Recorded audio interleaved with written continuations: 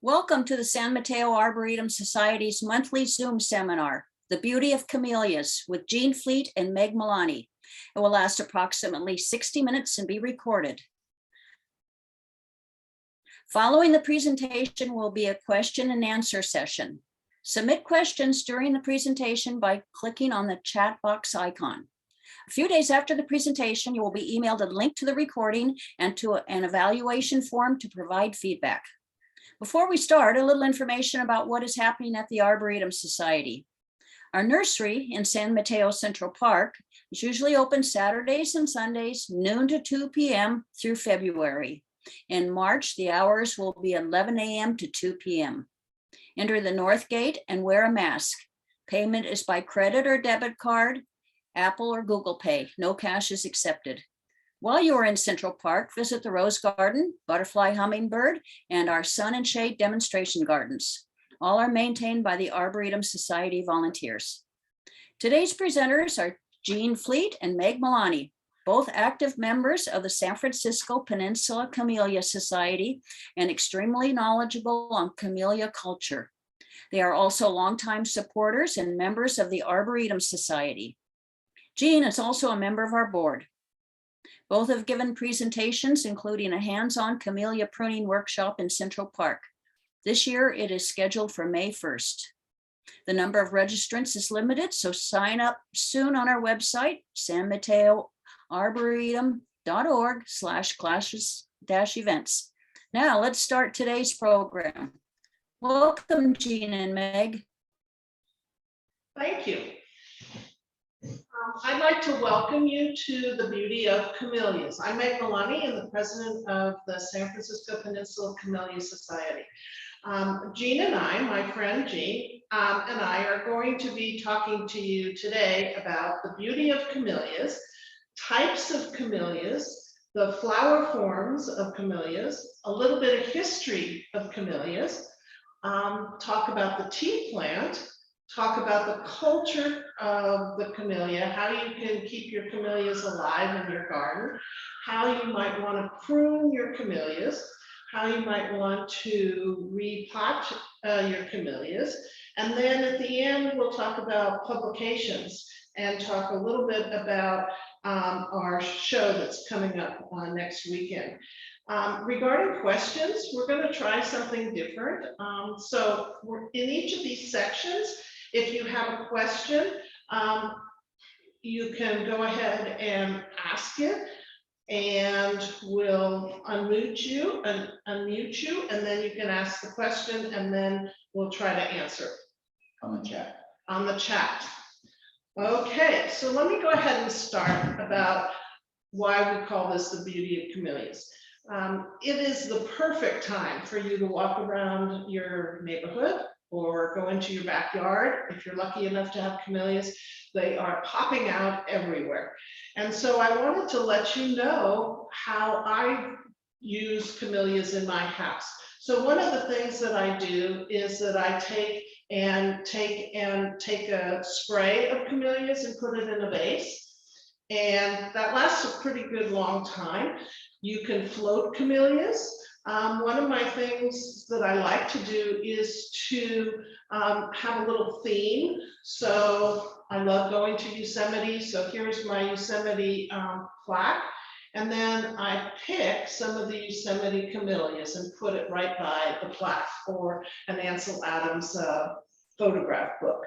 Also, I like to take pictures of camellias, and then I like to put them out with maybe the blossoms of the camellia that I've taken a photo of. The other thing that we like to do is, we'll talk about this in a minute, but we like to use old teacups.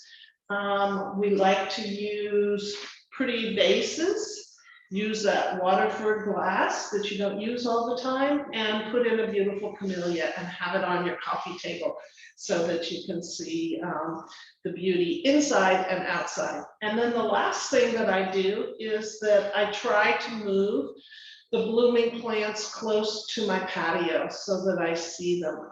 The biggest plants I don't move anymore, but the small plants I can move. So that's the introduction of how you can use camellias. Of course, if you're a painter, This is the time to get out and paint these beautiful camellias. There's beautiful china and artwork that has camellias in it. So again, I challenge you to find the beauty of camellias. Okay, let's talk, Jean, about the types of camellias. Right. When we see camellias in the public areas, our own gardens or neighbors' gardens, we see a lot of different flower forms. Here is a reticulata camellia. We'll go into types of camellias later, but you can see how incredibly full and double this camellia is. There are, Kevin, are other camellias.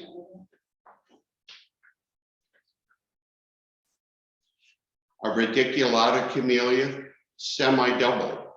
A semi-double camellias, we almost always are able to see the stamens in the center of the flower. There are some exceptions. This particular one is called Hermes, and we don't clearly see the stamens in Hermes, but in the center, there are some, if you really pick the flower apart, but there are, instead of stamens, a false petal called petaloids, and that's those little bits in there. A single camellia, I don't know that we even brought one. Well, perhaps, well, yes, here's a single camellia. It's called pink Yuletide.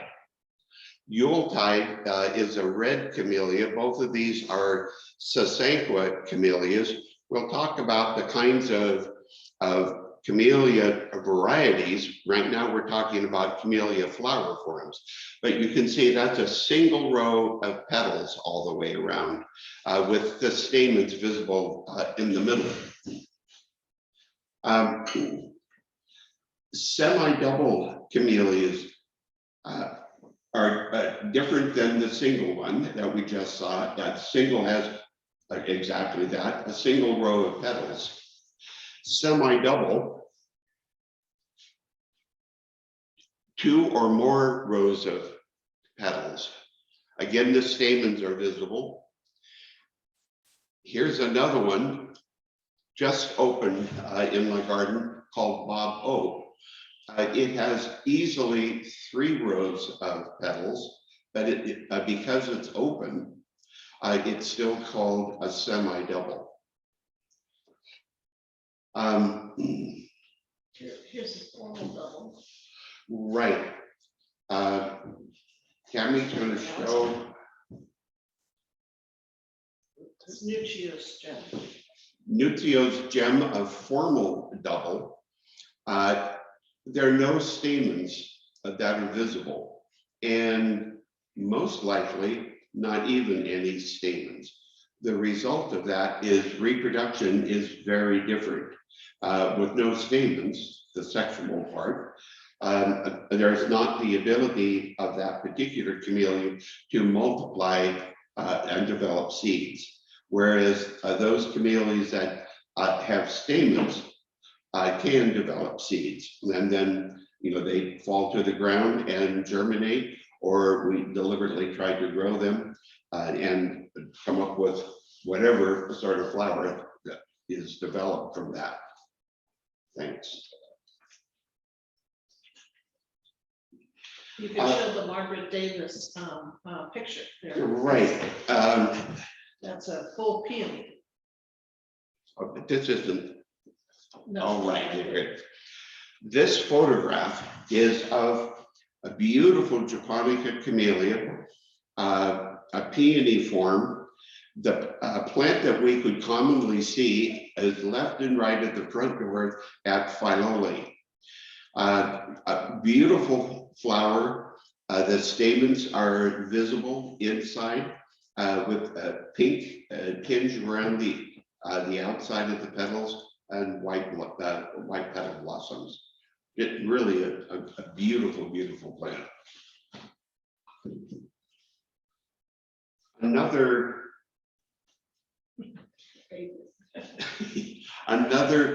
single is this one called Grape Soda. You missed your chance because we had a bunch of free grape soda plants. They've been gobbled up. Are you going to talk about our favorite? Yeah. This is also a formal double, no stamens. Beautiful, beautiful shade of pink, lighter pink on the inside and a darker pink on the outside. The flower, the plant is called buttons and bows. These are also visible, buttons and bows plants are visible at Philoli in the garden house. Our Camellia Society gave to Philoli a number of years ago 4 plants of buttons and bows and they're kept in pots by the garden staff. And when 2 of the plants come into bloom, they're brought into the garden house.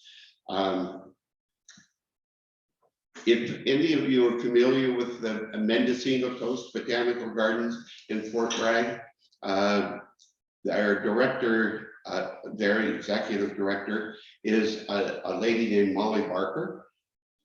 And she was director of education when a few of us were volunteering at Philoli. So we had hosted her as a guest speaker a couple of years ago, pre-pandemic. And I gave to Molly to take to the gardens up there in Fort Bragg a couple of the buttons and bows. On and on about buttons and bows. That's Joe Nuccio. Another Formal double. Another formal double. Again, we don't see any stamens on the inside. Meg had mentioned the name Joe Nuccio. We'll talk a little bit later under sources and resources about the Nuccio family in Altadena and their history of propagating and importing camellias and some azaleas. Thanks.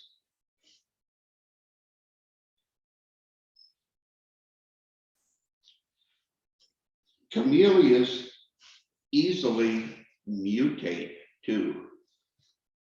Are we ready to get into that part? Well, why don't we see if there are any questions? Let's try Yeah, it to see good if there idea. are questions. Will it show up that somebody's asking a question?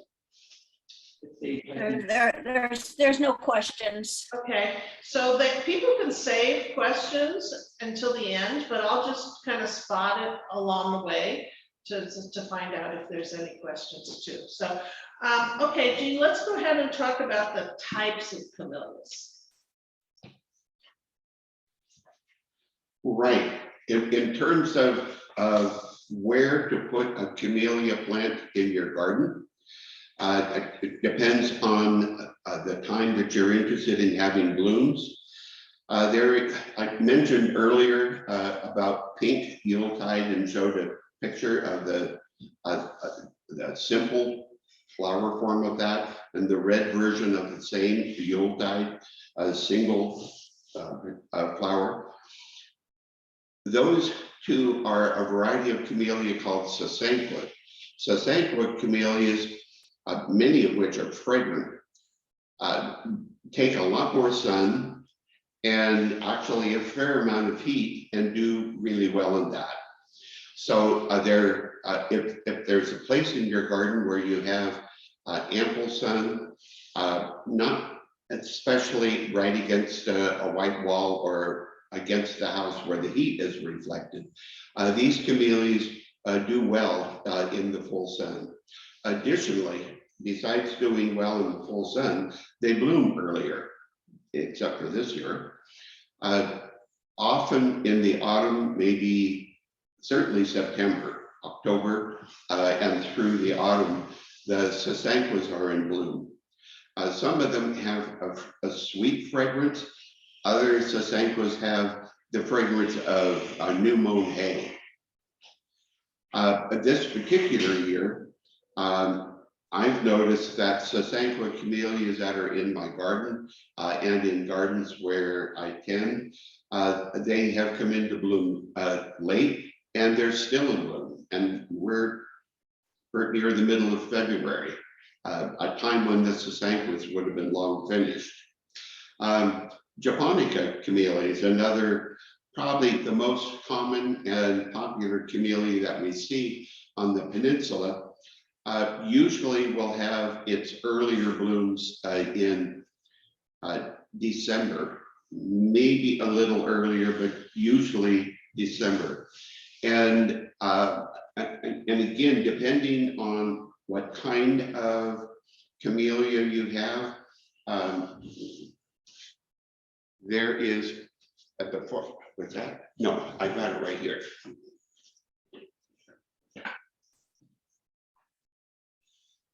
A white camellia,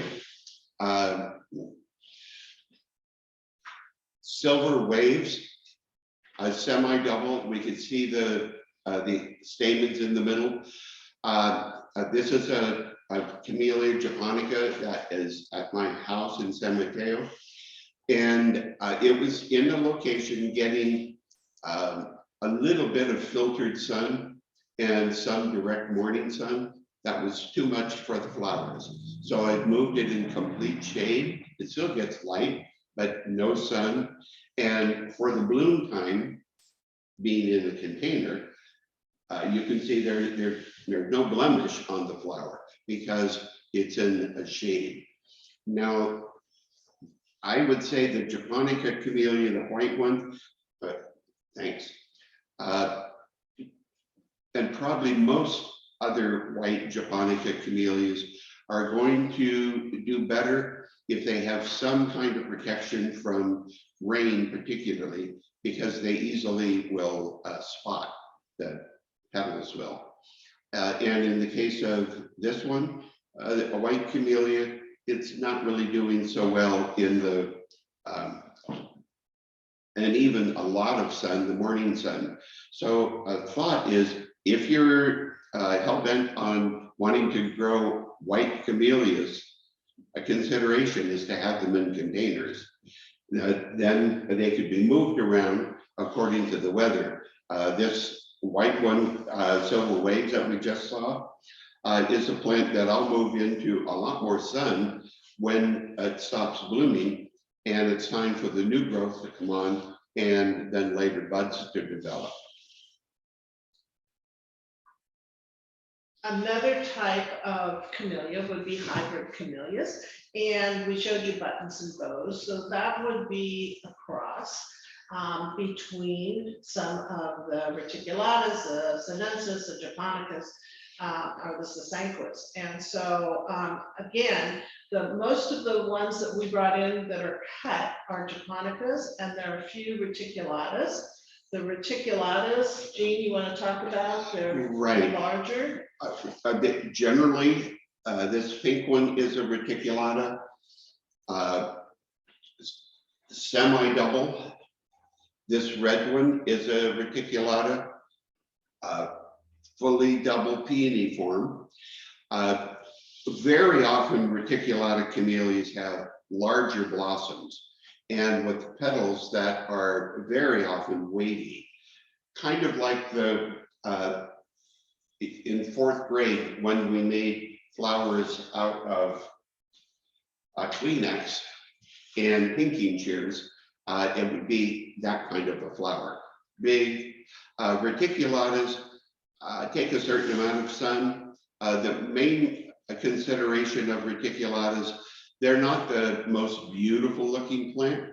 And so it's good to mix them with other kinds of camellias like japonicas or even other plant material that grows in the same environment.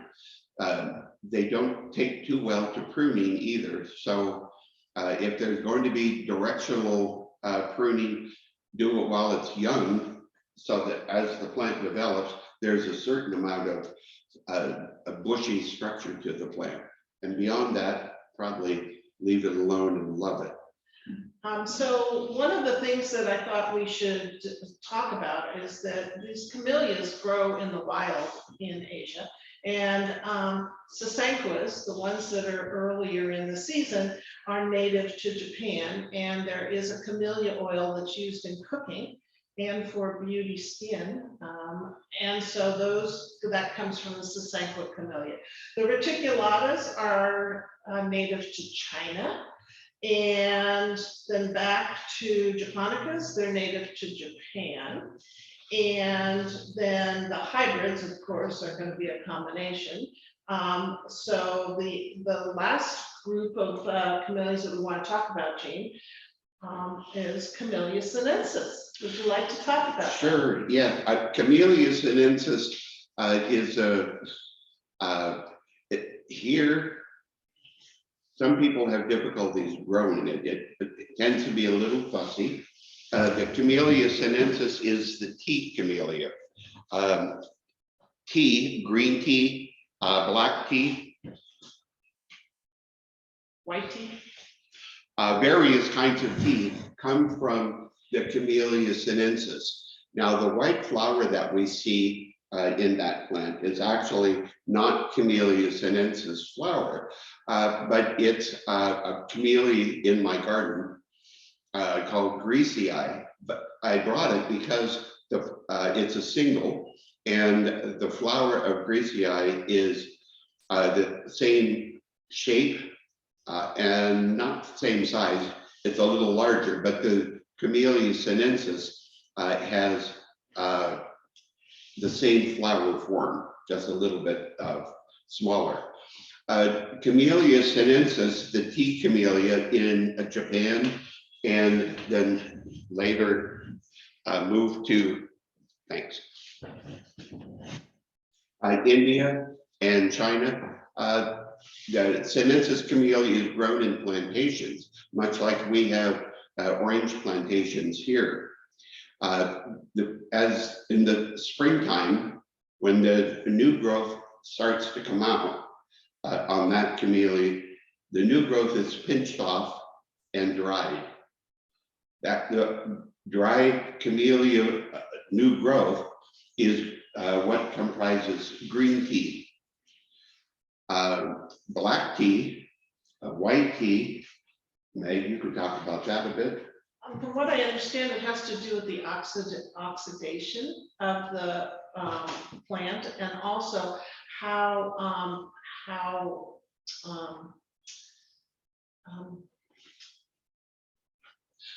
there's a fermentation process that happens with the new growth pinch. Right, and that does just what Meg was saying. The stories, tea's been around for a long time. There's records of tea being around for 2700 BC. And supposedly, the emperor was out on a little adventure, and he was boiling water on an open fire, and he was in the royal garden, and there was a Camellia sinensis that fell into the pot, and he sampled the infusion, and he thought it was wonderful, and so tea was discovered. So then the story of bringing camellias that were blooming, of course, this is a very tiny sinensis, is a very tiny bloom, and you're not using the bloom in the tea, you're using the little leaves. And so they decided that this tea was a wonderful thing. And so, of course, it was for royalty, and they kind of kept it as a secret. And then they just also decided that when people traveled, that they found out about this tea. And so they wanted to have camellia plants because of the tea. And Jean, you can go on with that. Right. we all remember from 5th grade social studies about the Boston Tea Party.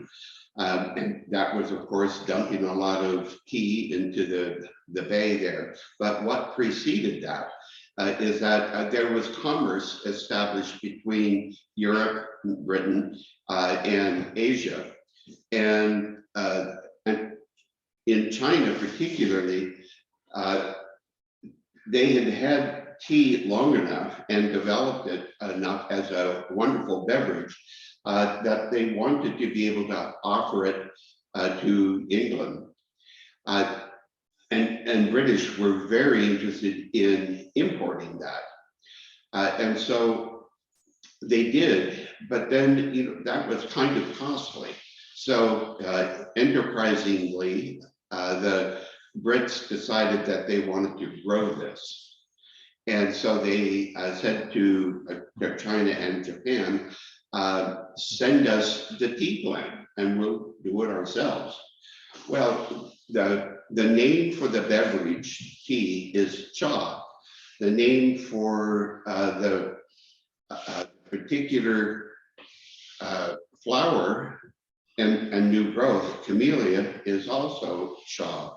And so what the Chinese did and the Japanese is that they sent to England a Japonica Camellia, pure white. Do we have one, Meg? No.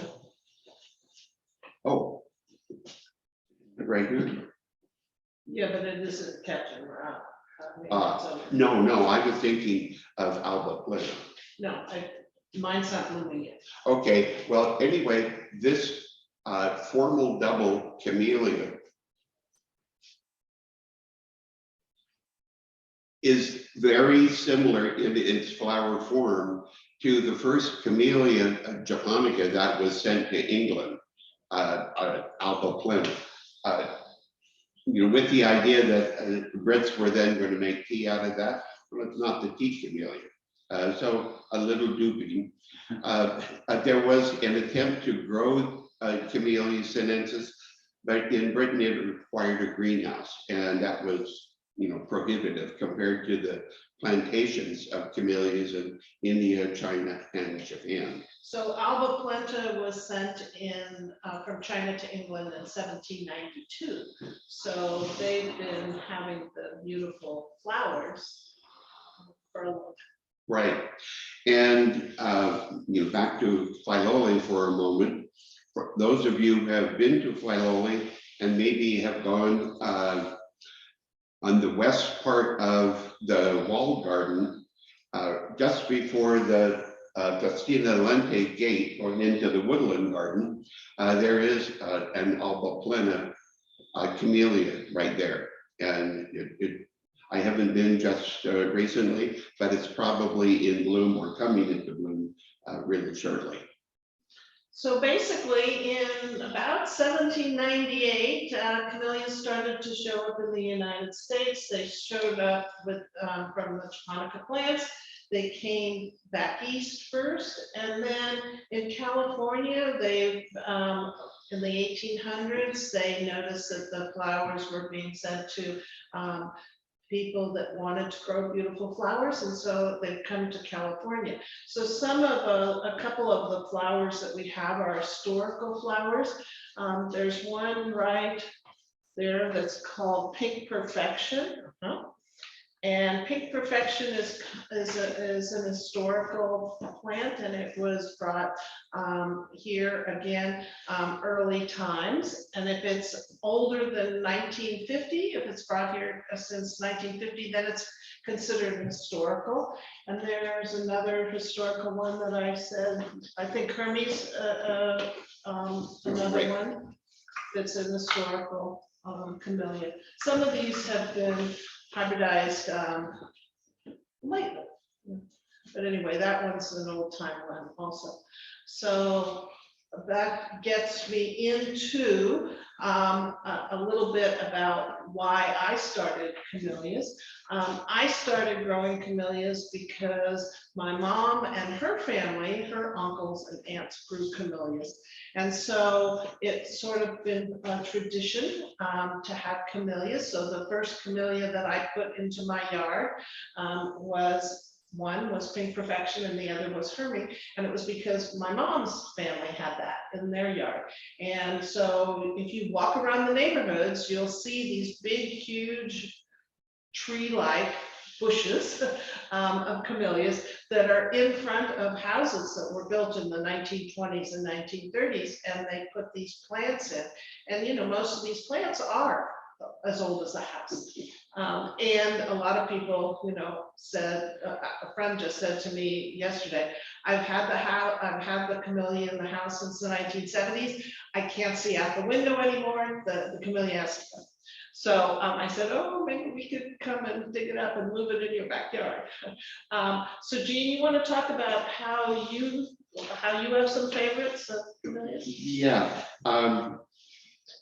I grew up in Northern California on a ranch in Humboldt County, and when I was 16, we sold our ranch and bought a nursery in Santa Rosa. That nursery, I mean, none of us really knew a whole lot about plants, but we knew about gardening. And one of the kinds of plants that was stocked in the nursery were camellias. Well, it's easy to fall in love with camellias. And my mom certainly loved having them, and we had them in our garden in Santa Rosa. I had discovered in Burlingame a lady who her husband had passed away. She and her husband had a large collection of camellias and some other plants in containers. These plants were not in the best condition. They were very root bound. But this is a particular camellia that I bought from this lady, moved it up to my mom's house in Santa Rosa, and planted it in her front yard, right by the front door. My mom passed away in 2004. I got my house in San Mateo the same year. And so I dug up the camellia, this one called Yours Truly, and brought it to my front yard. And this particular flower is the very first blossom of Yours Truly plant this season. Naturally, I obviously think about my mom about that. While we're looking at these two, in the teacup is from Meg's garden, Hermes. Yours Truly is without the teacup. You can see very similar coloration. The Hermes has a little deeper pink and some blotching, and it's well, Yours Truly is clearly a semi-double. What would you say about Hermes? They're saying that Hermie is, let's see what it says here. They're saying that it is irregular. It's not saying. Not saying. It's not saying, but it came over from Japan in 1875. Right. So well, it's probably a semi-double because it is semi-double. Right, and it has the stamens just like Yours Truly does. Anyway, just a little personal story. I do gardening, particularly planting flowers. Thanks. In people's gardens, and I guess I have become particularly aware of how well camellia plants do here in the peninsula. And so it's easy to recommend to my gardening clients camellias because they're so versatile. And they can be individual or they can be en masse. Um, uh, One section in a client's garden, we have various sorts of Sasanquil camellias. So the whole bed blooms at the same time, but they're different varieties. Anyway, using camellias as a landscape plant is really in this area ideal. One thing that's a little, well, pathetic, but also humorous. When you walk around your neighborhood or drive through the local communities, you most likely will be seeing japonica camellias in bloom right now. Some of them are, like Meg was saying, tall trees. I've been there for lots of years, and the homeowner really didn't quite know what to do with the thing, and that's why it's still such a tall tree. Also, we'll find camellias in people's front yard, possibly, as a hedge. So it's box, flat top, flat side, and that plant still is able to produce some flowers. Clearly, the plant needs to be thinned because a mobile gardener just used its shears to give it that square shape, or a ball, or whatever those what the gardeners do. In spite of, I would call it, abuse, the plants are still thriving. Caring for camellias, Meg did mention about a friend of hers having such a tall tree. Finally, through the second owners, the Roth family, Mrs. Roth had a passion for camellias and acquired them like crazy. The garden staff planted them, I mean, they had to, and they put them way too close together. Some of these camellias got to be really tall, just like Meg's friend. So what the garden staff did, and what some of you who may have really tall trees might want to consider, is to truncate it. Some of these really tall camellias that were maybe 15 feet or 18 feet tall were cut to about 4 feet high. So essentially, very little foliage, maybe no foliage. Some of them died, but most of them didn't. What they did right away, the plant has an established root system.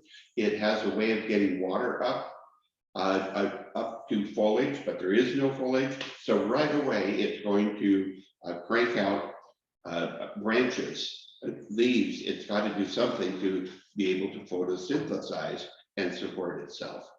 So it is doable. It also is doable, besides having an individual specimen plant, whether it's in a container or planted in your garden. It is possible to have a hedge. In Hillsborough on Ralston Avenue, there happens to be a hedge of the red Sasanquil camellia called Yuletide. Must be about 15, maybe 18 plants make up this hedge. It's not pruned like the hedge that I've described. They're freestanding open camellias, but they're solid. Philoli has on the outside of the gift shop, the south side, against the brick wall, it has a hedge of, I think, 5 different japonica camellias called covina. They're thin. It clearly looks like a hedge, but there's lots of airspace around the plant.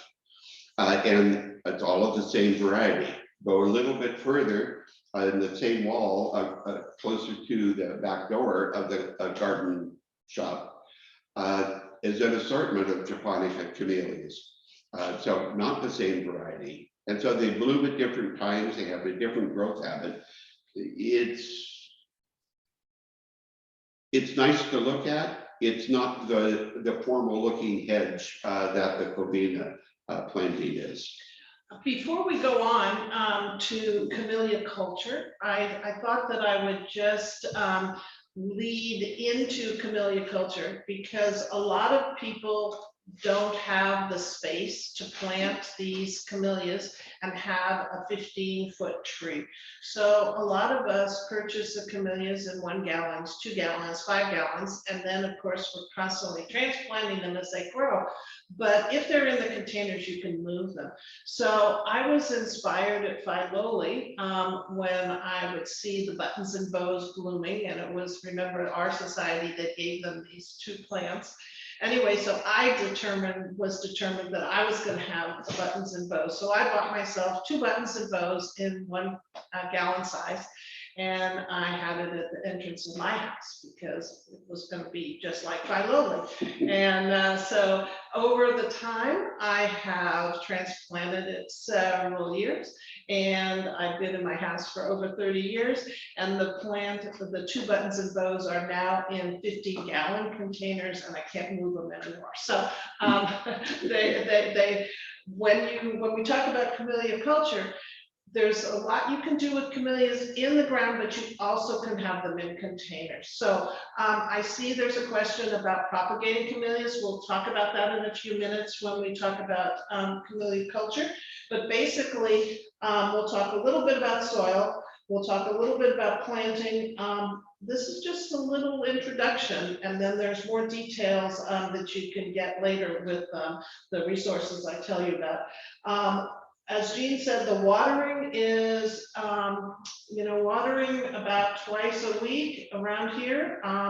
They're pretty drought resistant. I mean, that doesn't mean that you can't water, but you don't have to water them every day, and they're not going to like to be watered every day. So we'll talk a little bit about soil and planting and fertilizing, and then we'll talk a little bit about pruning and recontainerizing, as my friend would say. So let's talk a little bit about soil. All of us around here, if you're not up by San Francisco where there's a lot of sand, you probably have a lot of clay.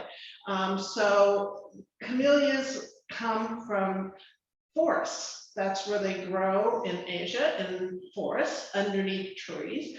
So they like a well-drained soil, and they like slightly acidic. So if you're going to buy a soil mixture, you want to have it as an acidic soil. And you also want to add some humus into the soil. So Jean, you want to talk about soil and planting? Yeah.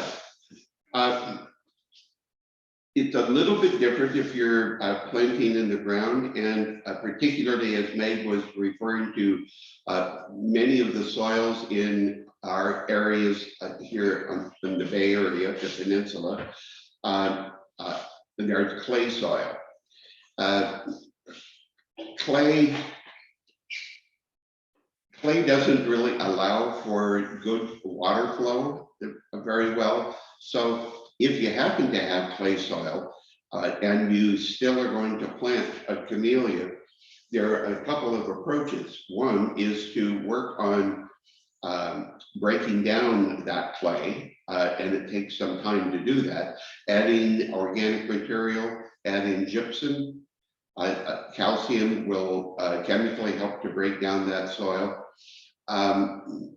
I think I don't have the patience to do that. And so I would most likely grow camellias in containers, or if you have clay soil, what is an option is to make a mountain on top of the soil, having it tapered, and have that, all of the wonderful components that Meg was talking about, and maybe remove possibly some of the clay underneath.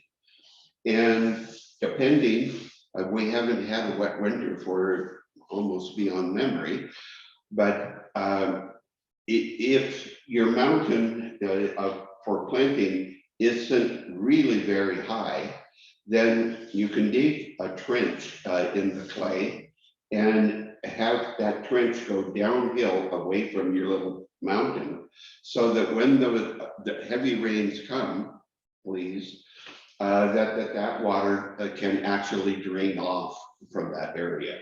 If you don't have clay soil and you're wanting to plant them regularly in the garden, still there may be some issue with drainage down underneath. So the same principle of making a trench at the bottom of the hole, and the hole being, camellias are essentially shallow rooted with their feeder roots, and they don't generally go very deep rooted unless the camellia plant has been there for so many years, it's going to have some kind of deep taproot. But apart from that, digging that trench, maybe putting some drain rock in that trench, having it go, if you have a slope, or sloping it away so that it can be away from the root ball of the plant.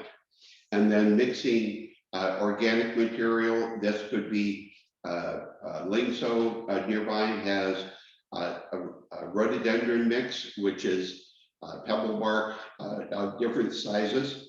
That with some peat moss or ground fir bark, depending on your drainage situation. The Lingso also has very small lava rock that could be mixed into your soil.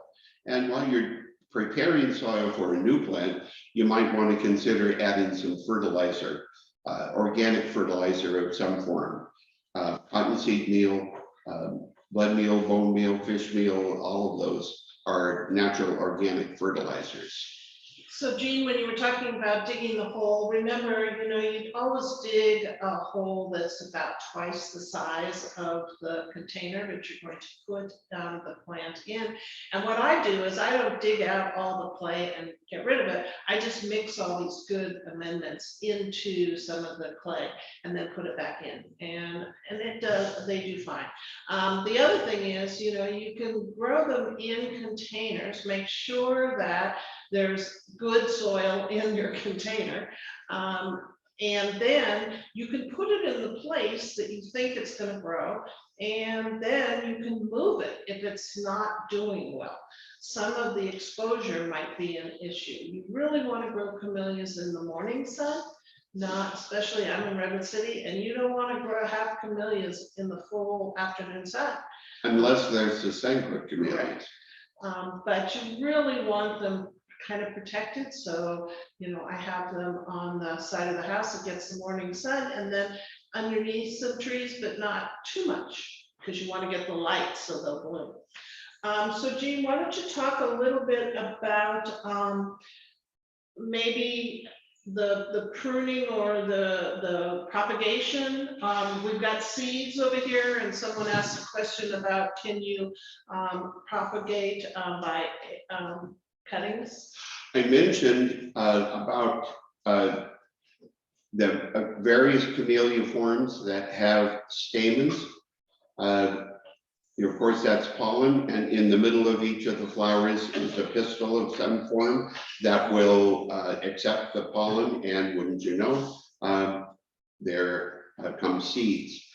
Seeds, I know there's one section at Philoli where there are some old-time camellias, and they just produce seeds and then drop down on the ground, and new plants germinate. Because it's growing from seed, we don't know what its ancestry is, except clearly part of it is the ancestry of the plant it came from, and maybe you know what that plant is.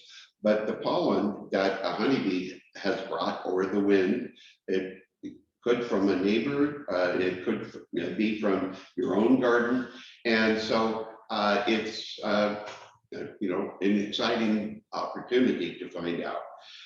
Tissue culture is one form. I've never gotten into that, but it is doable to do pruning of camellias. Is it to raise it? Oh yeah, right. This is a camellia that I recently won,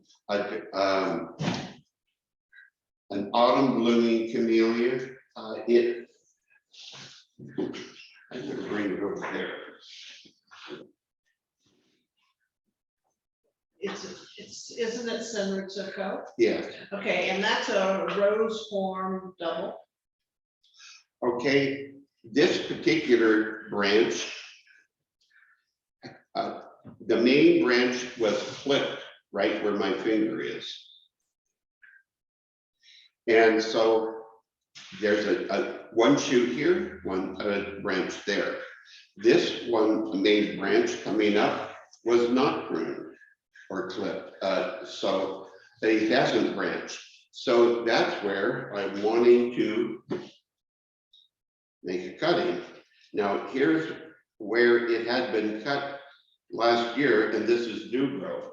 So I want to leave these two sets of leaves and prune just underneath the top part, then remove this first leaf.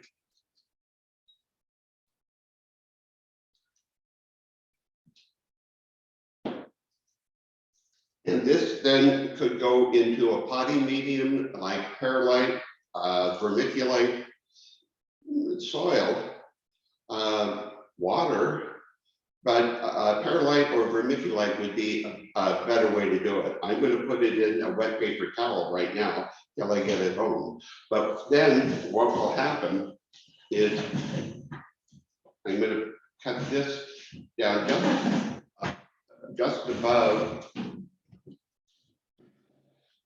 this leaf, and what will happen there is the same kind of branching, double branching that happened here. And so it's with a plant this size, it's a matter of shaping the plant. And doing this clipping will help to have a fuller, bushier plant. Remember, Cam told us about how that you would take the camellia when you go to prune it, and you want the bird to fly, birds to be able to fly through it. I always used to ask him, what does he actually mean by that? What size bird? Crow or a sparrow. Right. So you want to open up the camellia plant. Going back to the propagation, there's seeds. If you plant those seeds that are underneath your camellia plant or in the pods, you'll get something, you'll get a seedling in about a year, and then you can plant that. And then, but it takes a couple of years for the plant to develop flowers.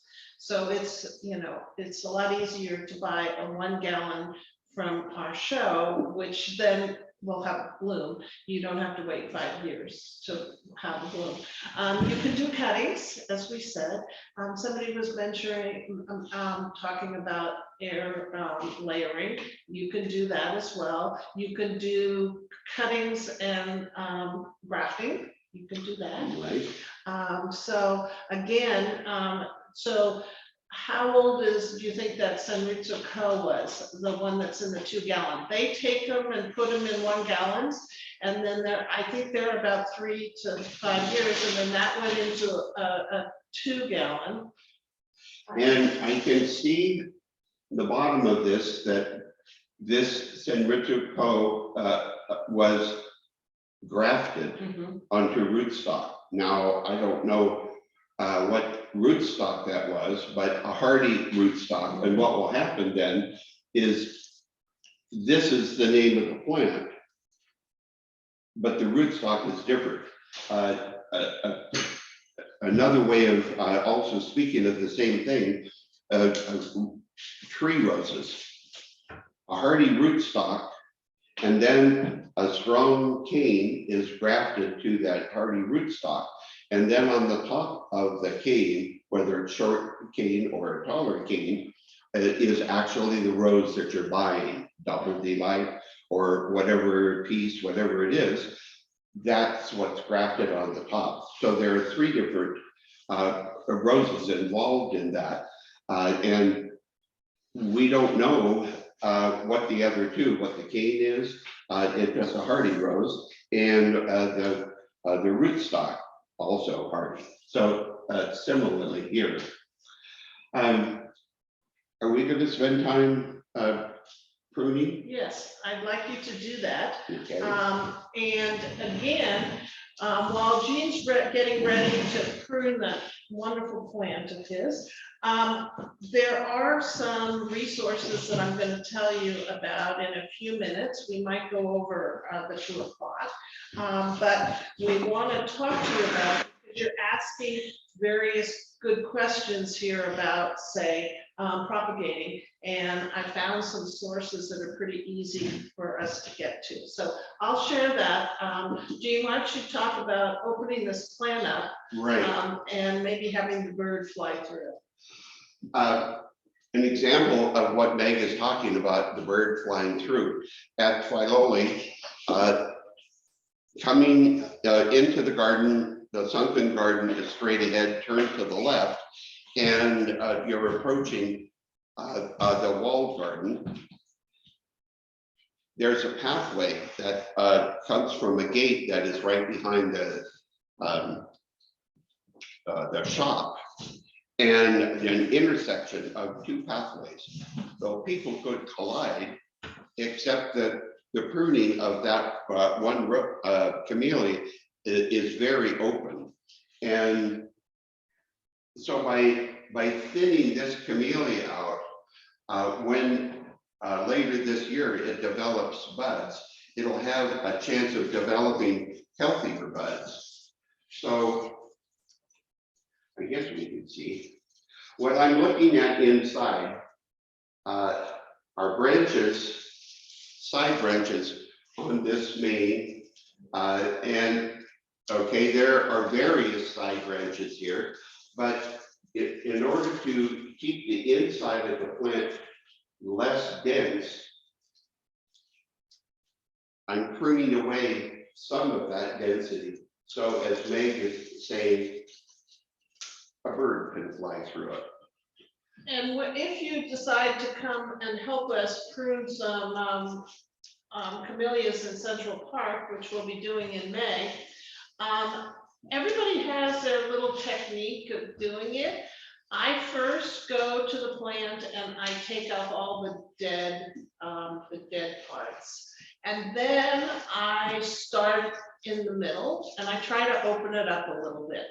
Now, Jean's doing the opening up, but he's doing it in a different order. Again, and then you want to stand back and you want to look at it and you want to see what you want to do, because once you've made that cut, you have to wait for it to come back if you've made a mistake. And Jean, how old is that plant that you have in that 15 gallon? Or is it 10 gallon? It's been 3 years ago, it was in a 5-gallon can. Okay. So it 7 might have gotten a little higher if it had been repotted a while ago. What do you think? Yeah, that's part of it. It stayed root bound for a long period of time before it was transplanted. Mhm. Also, this is a variety I wasn't aware of it so much, spellbound, a japonica, that one of the members of our Camellia organization, Tina, has the same kind of plant, and she said, yes, she thins out new growth on this all the time because it is so prolific when it comes to putting out new growth. Mhm. And what I noticed, the other plant, there were 2 of these, and the other one is at home. It has a few buds, not many, and this had none. So I'm looking forward to more pruning of this and taking better care of it so that next year it'll have, or later this year, it'll have a good amount of buds steady. So Jean is starting this. He's not going to finish it, but it's starting. You can see how he started. Somebody asked a question, Jean. They have brown spaces in the leaves for the first time in the past 2 years. I also have ones with black coloration. Oh, that sounds like a mold to me, or a fungus. Can you tell me what it is? Yeah, but It has, you know, it says that it has brown spaces in the leaves, and then it also has okay, that looks like sunburn to me. right. So the brown looks like a sunburn, but the black coloration, and again, it's kind of tough to analyze this from afar. I think the best scenario would be that if we encourage you to check with the master gardeners or a nursery. And again, if you're gonna take something to a place, it's always good to have a picture or put the leaves or the flowers in a bag, a plastic bag, so that you're not sharing it if it was a fungus or some. When I looked at the leaves of this plant that has been troublesome, Meg mentioned sunburn, and I agree with that. But I noticed that there was it could have been sunburn also on some of the leaves, but camellias don't host many harmful insects, but occasionally there can be a kind of slug that bothers pears, especially the ornamental pear, and it can get onto the camellia foliage and do some of the browning that I saw there. But I agree with Meg. I think most of that browning was from there. Yeah. So Jean, do you want to do a demonstration of transplanting? Sure. Okay. So while Jean's setting up here, I did mention this, but again, I'm going to mention it again. He's getting his area so that he can deal with soil. But I wanted to go ahead and tell you that we're having a Camellia show and sale next weekend.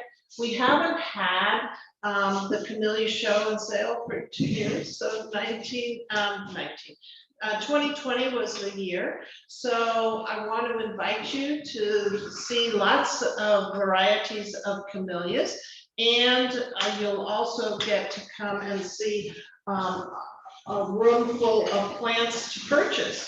And we will have plants from Nuccio's nursery. It's one of our favorite nurseries. They've been growing camellias for over 82 years, and they deliver the plants to us, and you would love all these different ones. And so there'll be somebody there like Jean or myself. You can ask questions, and then we can look things up in a book, and if it's not blooming, so you can see what kind of flower you're getting. So Jean. Right, and Meg was saying we bring catalogs of that one of our members from years ago had put together. The catalogs show pictures of camellias, non-japonica camellias and japonica camellias.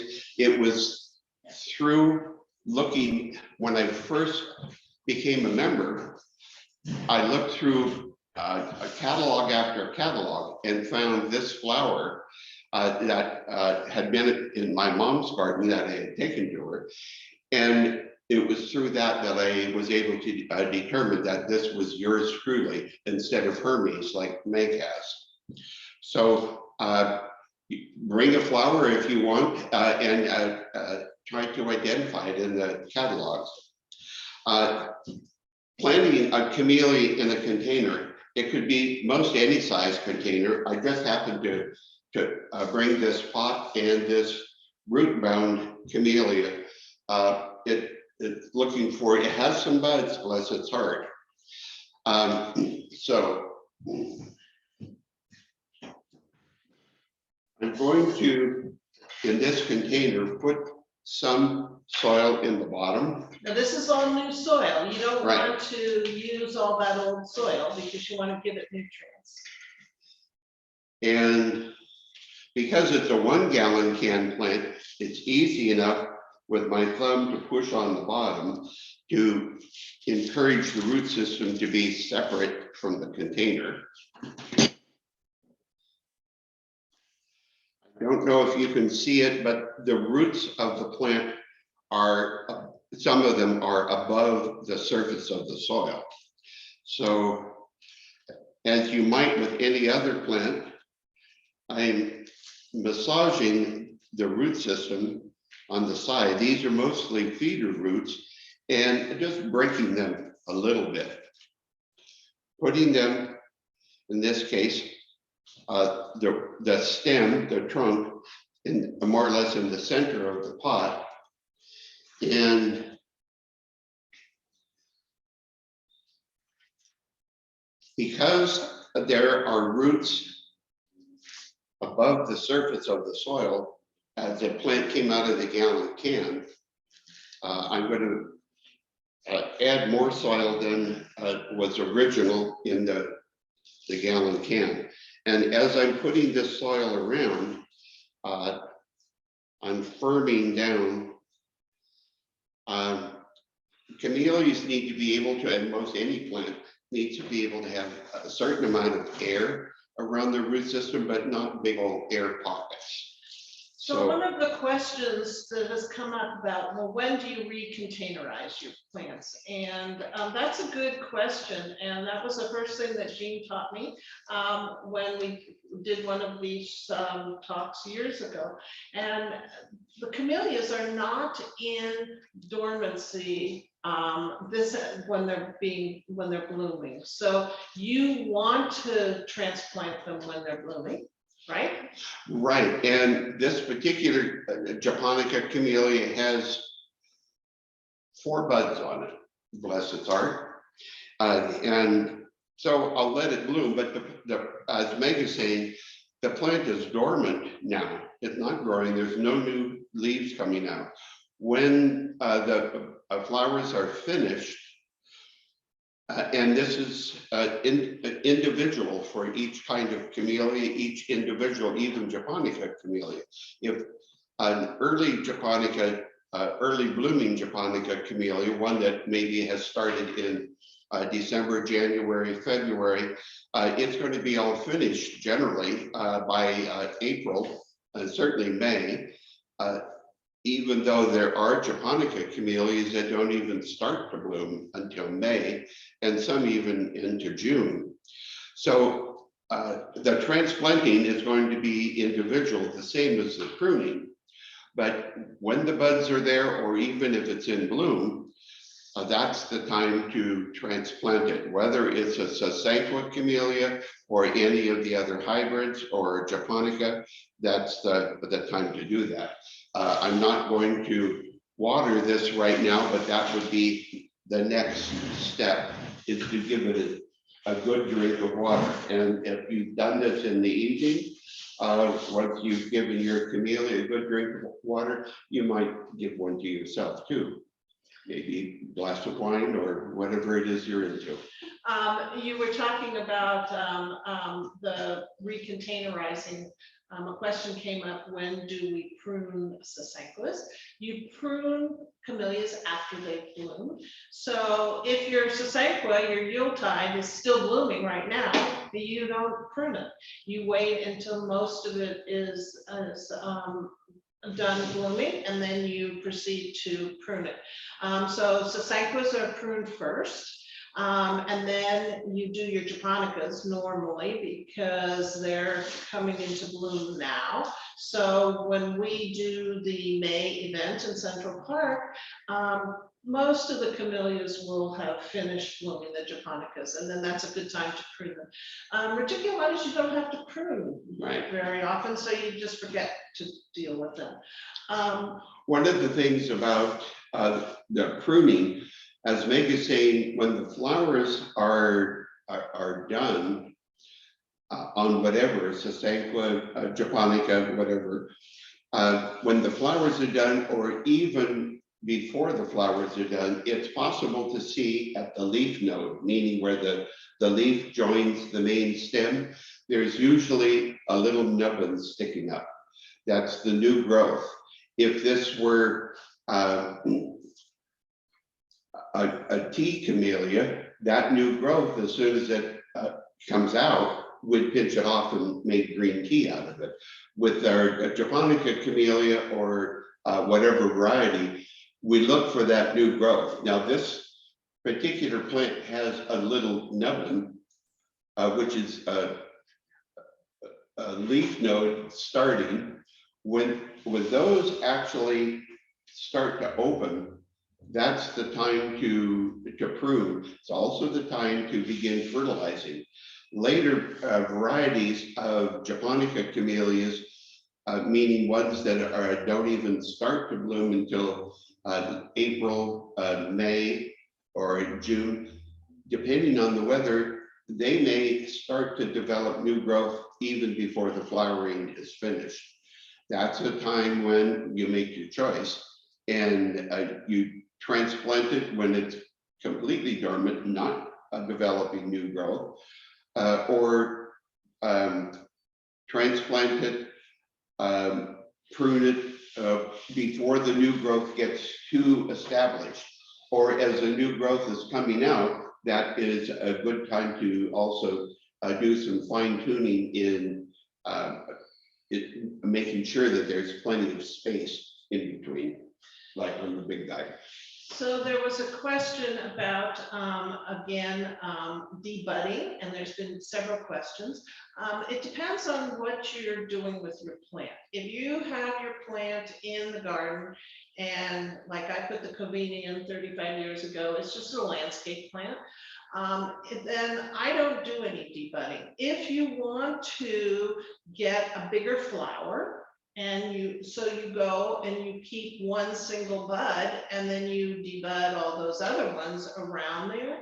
So like this plant here, there was a blossom, and then there's also a bud. So if I wanted to show this plant, I would knock off the bud early on, so that then the plant would just develop the single bloom.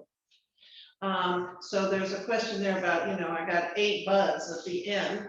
I would debud some of those because all the energy then could go into a few of them.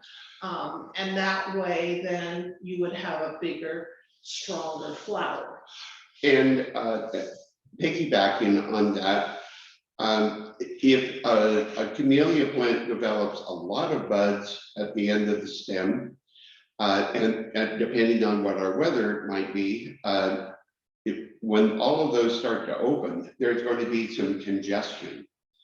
And then there is the invitation of petal blight coming in, or just weather discoloration of the blossom, because rainwater, rainwater gets trapped in there. So it makes mentioning of debudding is also not just so that you have a showier flower, but also it can be towards a healthier plant. So I think we're almost at the end. I really wanted to tell you about some resources. So basically, there's some societies that you can get involved with. There's the International Camellia Society. They have a journal, they have a society, they do conventions around the world. There is the American Camellia Society that's back in Georgia, and they have wonderful information, including, I just saw identifying blooms, and they also have fact sheets. So there's a planting and care of camellias, there's how to prune camellias, and they're like 1 and 2 pages, so they're perfect. So that's the American Camellia Society. There's an Atlantic Coast Camellia Society that you can search blooms by their name, and then they give you exactly that it's a reticulata, what color it is. They give you a picture of it. They tell you the habitat that it likes to grow in. So that's a really good source. They have like 3,200 camellias pictured. Then there is the Southern California Camellia Society. And then we have our Camellia Society, the San Francisco Peninsula Camellia Society. We have a newsletter. We have plant sales. We have shows. We have garden parties. And we have a lot of fun. It's been a challenge the last couple of years because the last show we had was in February of 2020, but we're going for it next weekend. So we hope to see you. There will be Nuccio's plants. They have a catalog and they're wonderful. I have a collection of books. I will list them for you and I'll give them and maybe put them on the website or give them to Kevin. Yes. Okay, I have a collection of tea books, history of teas. I purchased all these books up at Philoli. They have a really great collection of books. Where do you go to see camellias? You can come to the Camellias in Central Park. Then you can go to Gamble Garden, you can go to, which is in Palo Alto, you can go to Philoli, which is Woodside, and you can also go to the Botanical Gardens in San Francisco, and they're part of the American Camellia Trail. You're right. And then the last thing that I need to tell you is I have tried to figure out a system to be organized. So I have a little book, a little bag that I put my Nuccio's catalog where I take an inventory. I have my labels, I label things to plants. I have my clippers. I have my nomenclature book, which then has the dates that they came here. And then I have my local bird guide, because when you're outside, you're going to find lots of birds happy around your camellias. So I've got that. I've got my water bottle. And then I have a new system to inventory. And this is, it's really great. You could do it with other kinds of plants in your yard, but they're just index cards with a ring.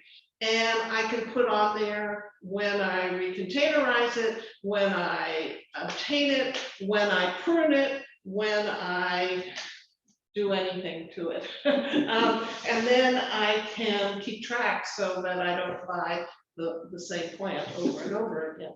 And then again, we have lots of books that are really good books. And so I'll make a list and give it to Kevin, and then he can share it with you. One thing I'd like to mention about our Camellia Flower Show this coming weekend, on Sunday in the afternoon, I think at 2:30, is 2 it? o'clock. 2 o'clock. There is a wonderful plant geek fellow named Mike. He has been, he's a salesperson for San Marco grower down in Southern California currently. But the main thing is he's a sweetheart and a plant geek. He and I are going to be giving a workshop the first time in a couple of years on dry shade gardening of perennials and shrubs.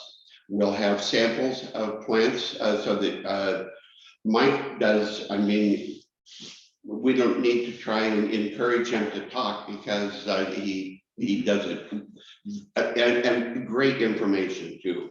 So if you have a piece of time on Sunday, we'll see you there. And of course, the Camellia Flower Show, nearly 1,000 blossoms, and it's all free.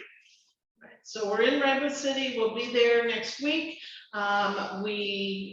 It's on Roosevelt, so you just look us up. But basically, we'll have flowers for display. If you want to bring in some flowers, we'll have some flower arrangements, and we will have plants for sale. So you can go home and plant one of these beauties.